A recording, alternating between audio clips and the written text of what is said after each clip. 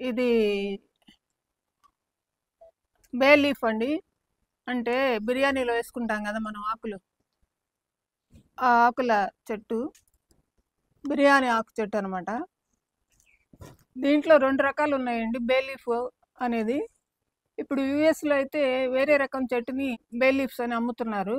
మేము కూడా కొన్నాం ఒకసారి. బిర్యానీ ఆకు కోసం వెళ్ళి బే లీఫ్ అంటే బాటిల్ తెచ్చాము. అది వేరే చెట్టు. అది కూడా నా దగ్గర ఉంది.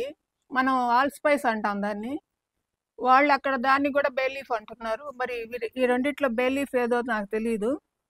ఇదైతే బిర్యానీ ఆకు, ఇంకొకటైతే ఆల్ స్పైస్. అది కూడా ఇప్పుడే చూపిస్తాను మీకు.